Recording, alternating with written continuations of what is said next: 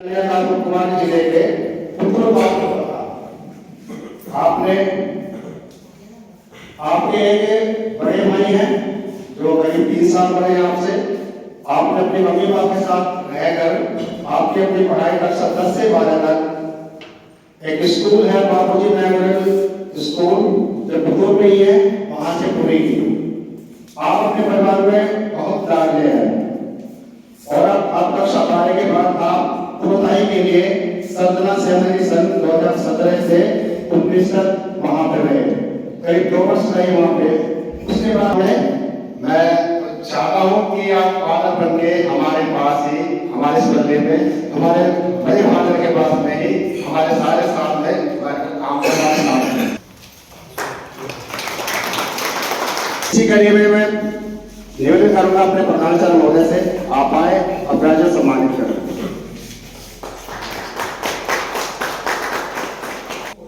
अपने सिस्टर जयमरी से आप आए।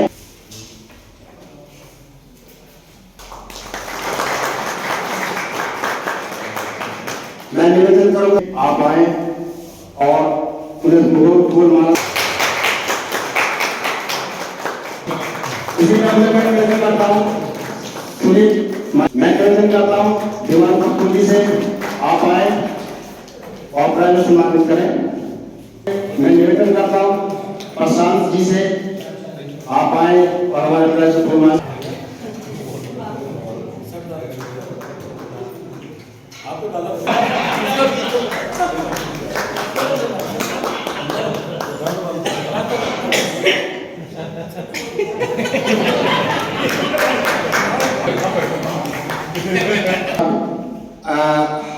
कुछ मार्गदर्शन करें हमारे बच्चे के लिए और हमारे लिए।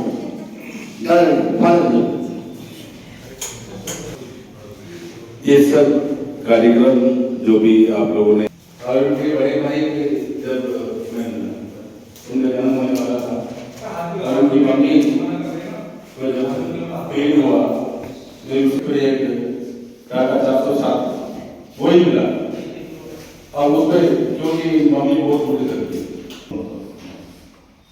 वो भी अपने आप के अनुसार हर काम में आध्यात्मिक, सामाजिक और बच्चों को देखने में भी कोई कभी नहीं सुनी।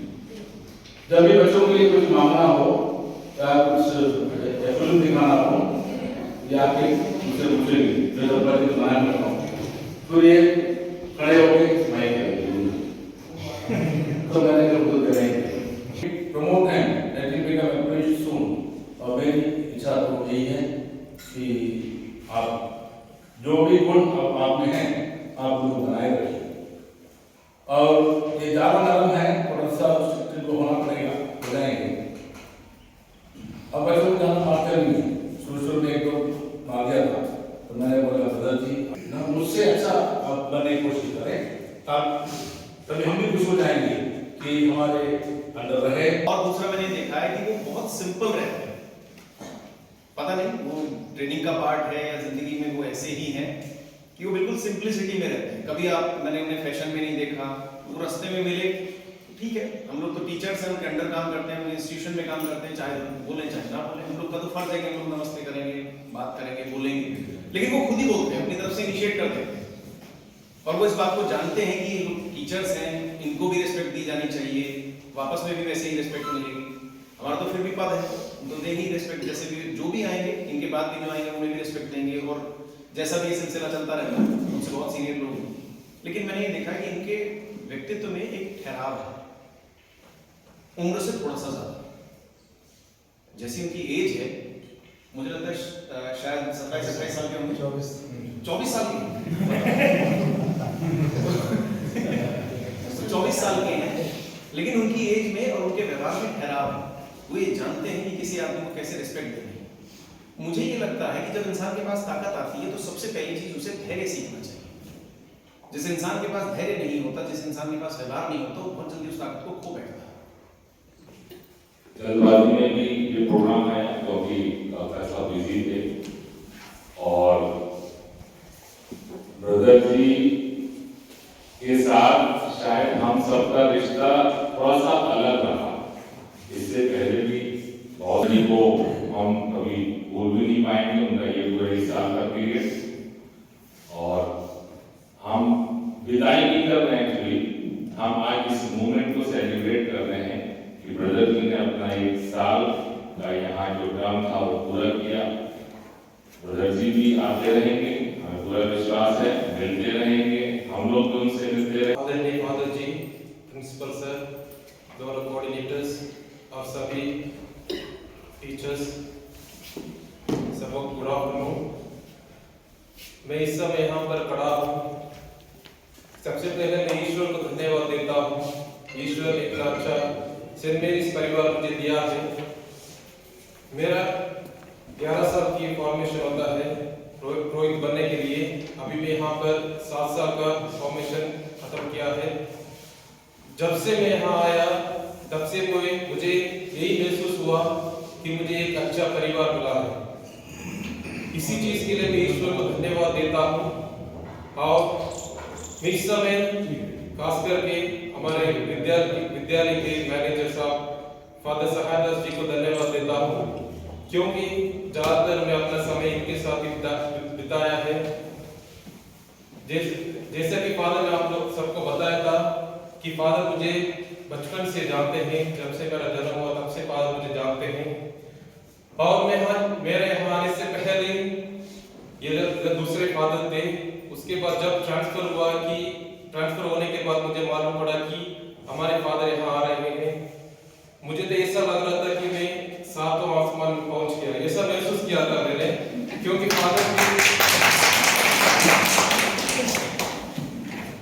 फादर भी मुझे बहुत प्यार करते हैं। मैं इस समय कुछ बातों को आपके सामने रखना चाहता हूं। जैसा कि रीजेंसी पीरियड जो कहते हैं, रीजेंसी मैं बहुत सारे ब्रदर्स से, बहुत सारे फादरों से सुना है कि जैसे आप सोचते वैसे नहीं होता है। रीजेंसी जिस फादर के साथ रहते हैं हमारी जिंदगी मतलब उसे आसानी से कट नहीं जाती है। लेकिन इधर आने के बाद मुझे ऐसा महसूस हुआ कि मैं बहुत खुश था। फादर भी कभी ऐसा मौका नहीं दिया कि मैं ना खुश रहूं। फादर ने हमेशा मेरा साथ दिया, खास करके जब नवंबर महीने में ऐसे पता नहीं है, ऐसा कभी नहीं होता कि बीच में किसी सेमिनारियंस को घर भेज दें। लेकिन फादर ने बहुत एफर्ट्स डाला, हमारे एडमिनिस्ट्रेटर से पूछा, खुद ही फादर ने टिकट बुक करवाया और मुझे भेज दिया। उस समय फादर ने मुझे बहुत साथ दिया था, क्योंकि फादर को भी मालूम था हमारी परिस्थिति क्या थी। उस समय बहुत मैं टूट चुका था अंदर से, लेकिन फादर ने मुझे दिन भर पूछते रहे क्या हो गया, लेकिन मैं बोल नहीं पाया। लेकिन जब फादर को पता चला, फादर ने मुझे बहुत साथ दिया और मुझे घर भी भिजवाया।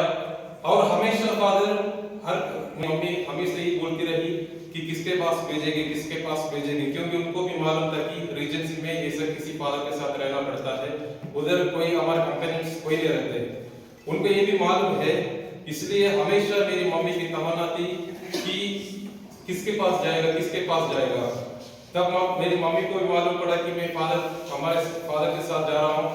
तब मम्मी भी बहुत खुश हुई, हमारे परिवार के हर एक सदस्य को बहुत खुशी हुई। और मेरा विश्वास भी यही था कि वो लोग भी हमेशा यही प्रार्थना करते रहे कि अच्छा जगह पे मैं चले जाऊं। उसके बाद तब मुझे ये मालूम हुआ कि मैं रटौल में आ रहा हूँ। मैंने एक बार कहा था आप लोगों से कहा था एक बार, जब मैं रटौल मुझे मालूम पड़ा कि मैं रटौल जा रहा हूँ रीजेंसी के लिए, मेरा दोनों कानों को ऐसा भर दिए कि जैसे तुम उधर खुशी से जी नहीं पाओगे। कभी महसूस नहीं हुआ। बच्चे भी बहुत प्यार किया करते थे मुझे, मेरी हर एक बात को भी मानते थे। खास करके जब भी मैं स्कूल में क्लास लेने जाता हूँ, किसी भी टीचर से मिलता हूँ, मुझे बहुत सम्मान मिला। भले ही मैं सबसे छोटा हूँ, शरीर में नहीं, उम्र में बहुत छोटा हूँ। तब से पूछ के, जब से मैं सेमिनरी में आया तब से मुझे पूछ के आ रहे, कभी ऐसे भी बोलते कि तुम रीजेंसी में तो रह नहीं पाओगे। लेकिन मैं ईश्वर की कृपा से यहाँ तक पहुँच गया। ये सब फादर की कृपा भी है, क्योंकि फादर ने मुझे बहुत साथ दिया। और किसी भी काम में करूं, फादर हमेशा मुझे इनकरेज किया करते थे। भले ही वो छोटा भी काम हो, बहुत ही एनकरेज किया करते थे। और हमेशा फादर ऐसा बोला करते, ये हमेशा फादर मेरा साथ दिया करते थे और मुझे अच्छा गाइडेंस भी दिया करते थे। और खास करके फादर की चिंता ये थी कि मैं पतला ना हो जाऊं, जैसे कि फादर ने बताया था। फादर जी आपको बहुत बहुत धन्यवाद, आपने जो कुछ मेरे लिए किया है उन सब चीज़ों के लिए मैं आपको धन्यवाद देता हूँ। अभी मैं मेरे टीचर प्रिंसिपल साहब को भी धन्यवाद देता हूँ, जैसा कि मैंने बताया था प्रिंसिपल साहब ने भी मुझे बहुत सारी चीज़ें सिखाई है। और टीचर्स की बात करें तो मैं सब टीचर्स को तरह से जानता हूँ, सबने किसी न किसी प्रकार को मुझे साथ दिया है, मदद की है, कुछ ना कुछ चीज़ें सिखाई है आप लोगों ने। और खास करके 10वीं क्लास में 10th में क्लास लेने जाता था, उस समय हमारे योगेश सर जब से मैं 10th में क्लास लेने गए, योगेश सर उससे पहले पढ़ाई करते थे। योगेश सर ने मुझे बहुत सारी चीज़ें सिखाई है। मुझे वो हमेशा ही बोला करते थे, ब्रदर जी किसी भी टाइम किसी भी चीज़ की जरूरत हो, किसी भी चीज़ आपको पूछना हो, आप मेरे पास आ सकते हैं, पूछ सकते हैं। ऐसे योगेश सर ने मुझे बहुत मदद की है। टीचर्स किसी न किसी प्रकार मुझे कुछ तो योगदान दिया है अपनी जिंदगी में कुछ तो करने के लिए। और आप लोगों के साथ मिलकर मुझे बहुत अच्छा लगा। और मैं आप लोगों से ये कामना करता हूँ कि आप मेरे लिए प्रार्थना करते रहें, ना कि मेरे लिए जितने भी ब्रदर्स रीजेंट्स के लिए जाते हैं, जितने भी ब्रदर्स हैं उनके लिए, सबके लिए प्रार्थना करते रहें। हम भी आपके लिए प्रार्थना करते रहेंगे और कहीं भी रहेंगे, कभी भी मौका मिलेगा आपसे मिलते रहेंगे। आखिर में धन्यवाद।